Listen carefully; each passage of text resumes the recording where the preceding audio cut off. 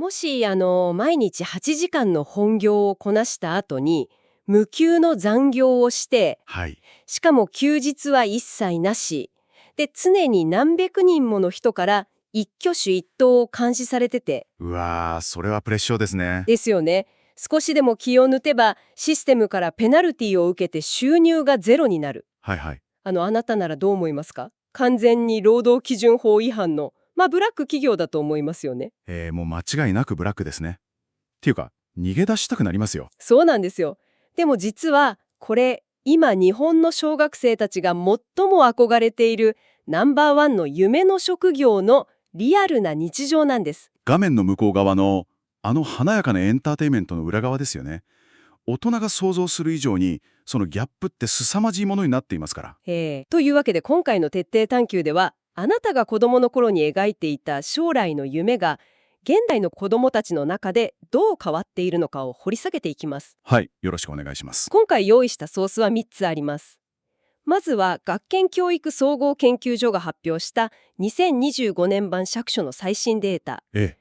次に現役で活動している23歳の配信者の方が赤しに語ったノートの記事ですね。かなり生々しい内容のやつですね。はい、そうなんです。そして3つ目が次世代のインフルエンサーを育成する専門学校大阪ビジュアルアーツアカデミーのリアルなカリキュラム解説です。この3つの資料を掛け合わせることで、単なるランキングの表面的な数字だけじゃない部分が見えてきますよね。なるほど。はい。現代のデジタルエコノミーが子どもたちの心理にどう影響を与えているのか、その構造的なメカニズムが浮き彫りになると思います。よし、じゃあ早速紐解いていきましょう。まずは全体の前提となる学研の2025年版釈書のデータから見ていきたいんですけど、はい。全体の傾向ですね。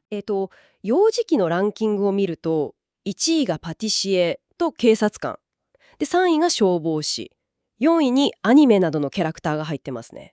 すごく誇らましい結果ですよね。そうですね。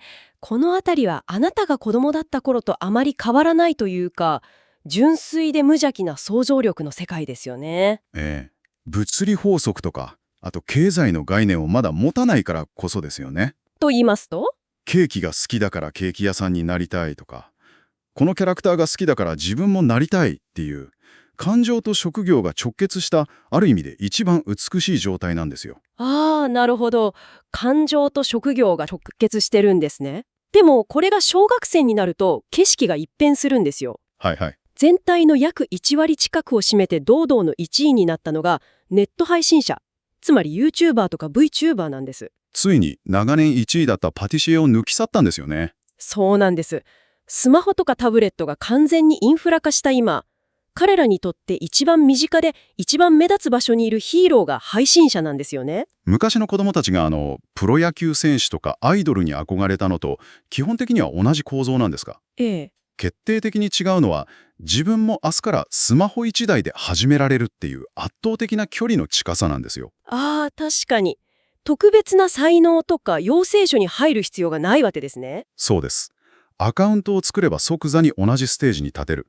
この手軽さが1位という結果を強力に後押ししてるんです。でも私が一番驚いたのはここからなんですよ。なんでしょうか？これが中学生高校生になると、この配信者っていう夢がなんとトップ10から忽然と姿を消すんです。はい、見事になくなっていますね。で、トップ3が1位が会社員、2位が公務員、3位が学校の教員に激変するんです。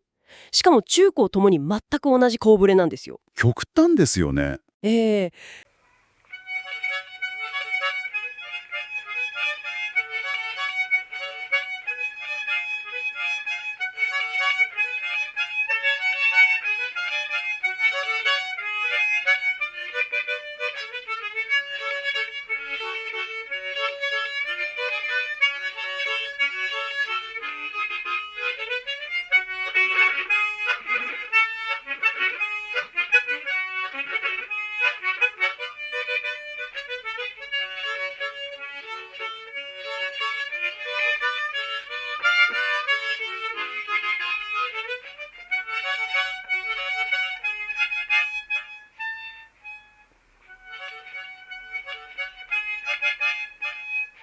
ロックスターになりたかった子供が数年後に突然安定した年金制度を求め始めるような変化じゃないですか。一体何が起きてるんですかこれ。ここで非常に興味深いのは、今回の2025年版の調査からアンケートの形式が変わったという事実なんです。形式が変わった？はい。従来の大人が用意した選択肢から選ぶ方式から完全に自由な回答形式に変更されたんです。ちょっと待ってください。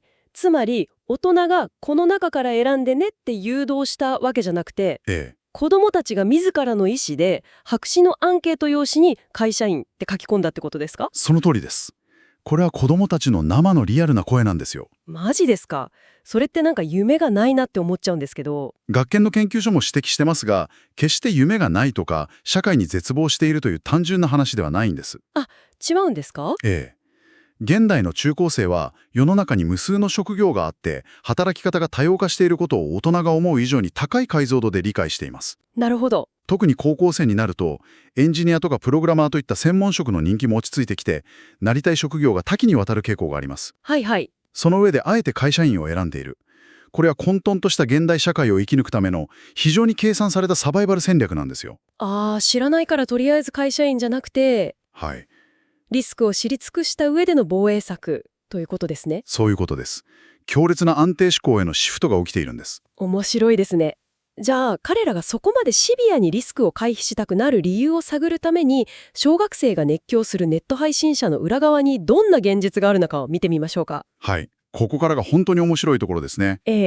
ここで資料にある23歳の現役配信者の方のノート記事が登場するわけですが。彼のデータなかなかすごいですよね。同時接続数が100人から200人。はい、そう書いてありました。これ配信業界全体で見れば、上位数%に食い込む非常に優秀な数字なんですよ。そうなんですか。もっと何千人とかいないとダメなのかと思ってました。とんでもない。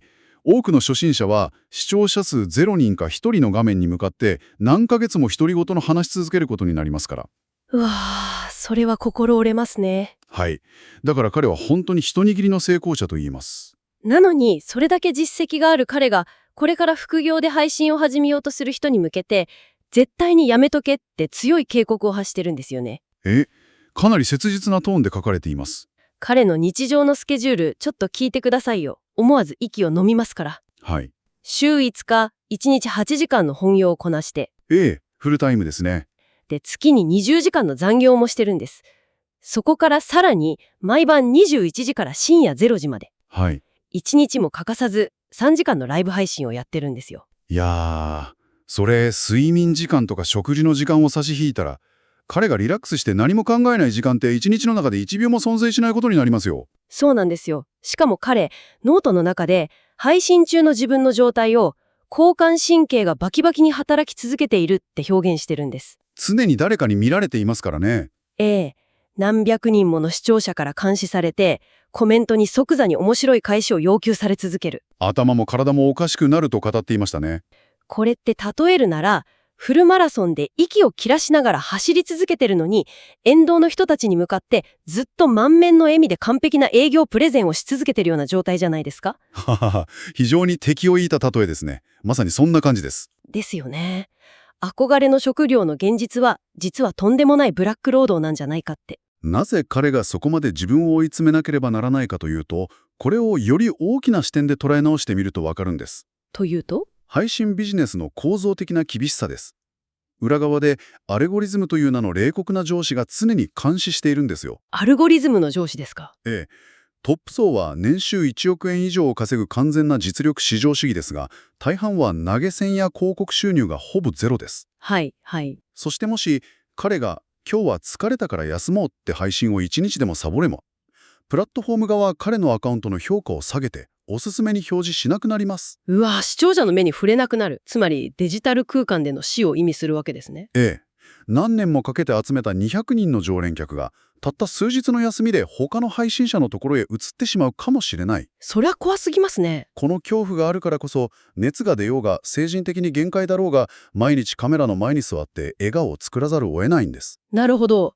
毎日配信によるネタ切れとかモチベーションの低下っていうリアルな内情があるわけですね。しかも動画編集とか企画とか SNS 運用といった膨大な裏方作業の労働時間もありますしね。その過酷さを踏まえた上でですね、私今回の資料の中で最も引っかかった矛盾があるんですけど、ちょっと話させてください。はい、何でしょうか。23歳の彼はノートで自分の活動を極端に低く評価してるんです。ああ、そうでしたね。配信なんて友達と遊んでるのと変わらなくて何の生産性もないとか、ええ。言語化能力を高めたいなら文章を書く方がマシだとか、結局伸びるかどうかは運ゲーすぎるってバッサリ切り捨ててるんです。はいはい。でも待ってください。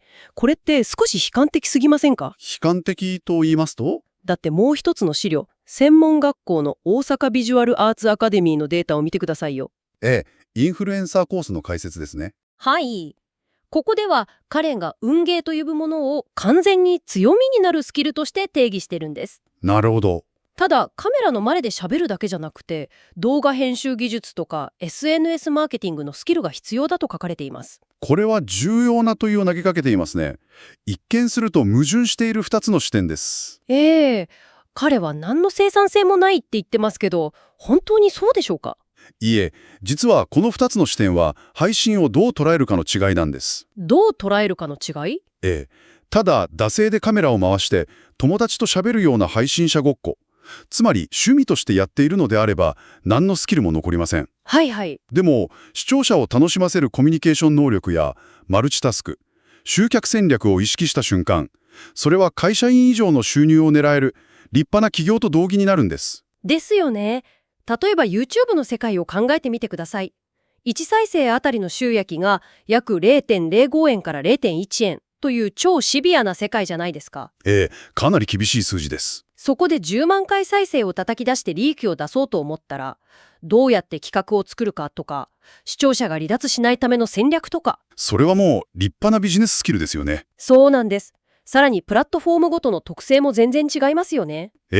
ポコチャや YouTube、イリアムといったプラットフォームごとに戦略が必要です。専門学校のデータにもありましたが、ポコチャのようなアプリには時給制みたいなシステムもありますよね。そうですね。ランク付けのシステムです。でも配信を数日休んでランクが落ちればその収入はゼロになる。はい。他にもイリアムとかリアリティのようなアプリを使えば顔出しなしの VTuber として手軽に参入できる。こういうプラットフォームの特性を分析して使い分けるのってただの運ゲーじゃなくて経営戦略そのものじゃないですか？その通りです。成功している配信者は自分自身を商品として扱いながら同時に企業の CEO でありマーケティング責任者でもあるんです。うわー、凄まじいマルチタスクですね。そしてその全てが何のセーフティーネットも退職金もない完全な実力上主義の荒野で行われているわけです。なるほど。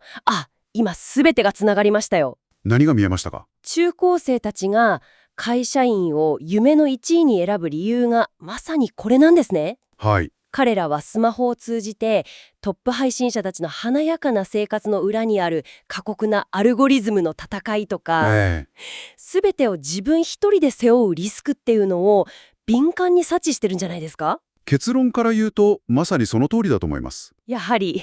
だからこそ有給休暇があって病気になってもすぐにはクビにならず毎月決まった日に必ず給料が振り込まれる。はいはい。そういう会社員や公務員が持つシステムの強固さに圧倒的な価値を見出しているわけです。なるほどな。純粋に好きなものに憧れる幼児や小学生から社会の厳しさと多様性を知って現実的な生き方を模索する中高生へのグラデーション。そしてその象徴であるネット配信者という光と影の世界ですね。私たち大人が最近の若者は夢がないなんていうのはあまりにも表面的な見方でしたね。彼らは夢を見るのをやめたのではなくリアルな情報に触れすぎた結果自分自身を守るための賢明な選択をしているに過ぎません。あなたも仕事や日常でこの華やかな表面とドル臭い裏側の努力のギャップを感じることがあるのではないでしょうか。情報を受け取る側でいる限り見えない世界が実はすぐそばに広がっていますからね。はい。さて、今回のソースを深く読み解く旅も終わりに近づいてきましたが、あっという間でしたね。最後に一つあなたに一歩踏み込んだ問いを投げかけさせてください。どんな問いでしょうか？今、IRM やリアリティのような VTuber 配信が簡単にできる時代ですよね。はい。スマホ1台でアバターを動かせます。じゃあ、ここから技術がさらに進化して、見た目も声も AI が自動で生成して、24時間山まず完璧なアイスを振りまく AI ストリーマーが台頭し始めたらどうなるでしょうか？ペナルティを恐れることも、交感神経をすり減らして倒れることもない。アルゴリズムの寵愛を永遠に受け続ける完璧な存在ですね。そうなんです。もし彼らがトップ配信者の座を奪った時、人間が配信する価値とは一体何になるのでしょうか。人間の不完全さや失敗することそのものがエンターテインメントとしての価値になっていくのかもしれないですね。もしかすると10年後、小学生たちの将来の夢の第一位は配信者ではなく、これら無数の AI ストリーマーたちに指示を出す AI プロンプトエンジニアになっているかもしれませんね。十分にあり得る未来です。次にあなたが好きな配信者の動画を見るときは、画面の端で笑顔を浮かべている彼らの奥底にある途方もない努力に少しだけ思いを馳せてみてください。きっと見え方が変わるはずです。それでは、今回の徹底探求はこの辺りで。また次回の情報の海でお会いしましょう。